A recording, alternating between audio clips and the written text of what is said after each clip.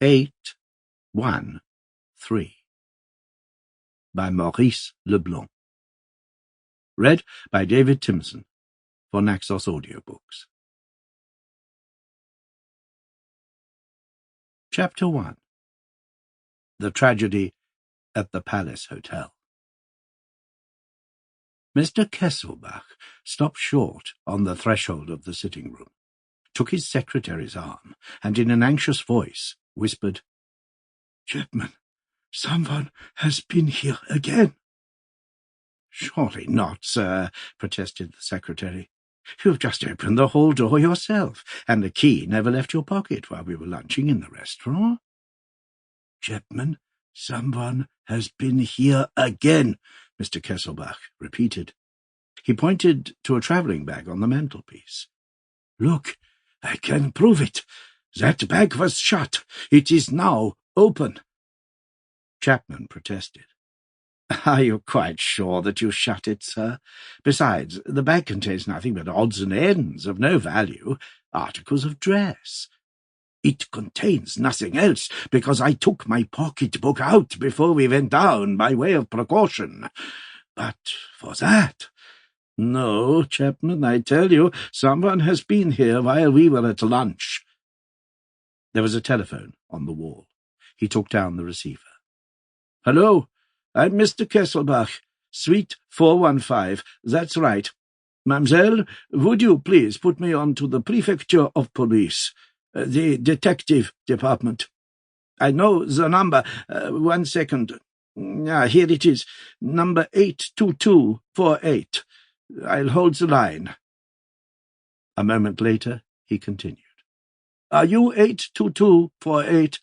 I should like a word with Monsieur Lenormand, the chief of the detective service. My name's Kesselbach." "Hello? Yes, the chief detective knows what it's about. He has given me leave to ring him up." "Oh, he's not there. To whom am I speaking?" "Detective Sergeant Gorel. You were there yesterday, were you not, when I called on Monsieur Lenormand? Well, the same thing that I told Monsieur Lenormand yesterday has occurred again today. Someone has entered the suite which I am occupying, and if you come at once, you may be able to discover some clues. In an hour or two? All right, thanks. You have only to ask for Suite 415. Thank you again."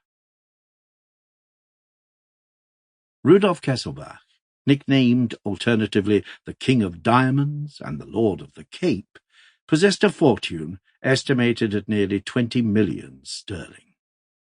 For the past week, he had occupied Suite 415 on the 4th floor of the Palace Hotel, consisting of 3 rooms, of which the 2 larger, on the right the sitting-room and the principal bedroom, faced the avenue, while the other, on the left, in which Chapman, the secretary, slept, looked out on the Rue de Judet.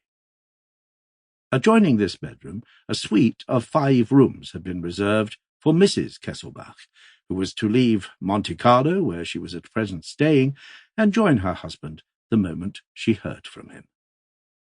Rudolf Kesselbach walked up and down for a few minutes with a thoughtful air. He was a tall man, with a ruddy complexion, and still young, and his dreamy eyes, which showed pale blue through his gold-rimmed spectacles, gave him an expression of gentleness and shyness that contrasted curiously with the strength of the square forehead and the powerfully developed jaws. He went to the window. It was fastened. Besides, how could anyone have entered that way? The private balcony that ran round the flat broke off on the right and was separated on the left by a stone channel from the balconies in the Rue de Judet. He went to his bedroom. It had no communication with the neighbouring rooms. He went to his secretary's bedroom. The door that led into the 5 rooms reserved for Mrs. Kesselbach was locked and bolted. "I can't understand it at all, Chapman.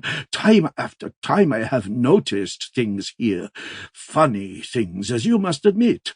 Yesterday my walking stick was moved. The day before that my papers had certainly been touched. And yet, how was it possible?" "It is not possible, sir," cried Chapman. Sample complete. Ready to continue?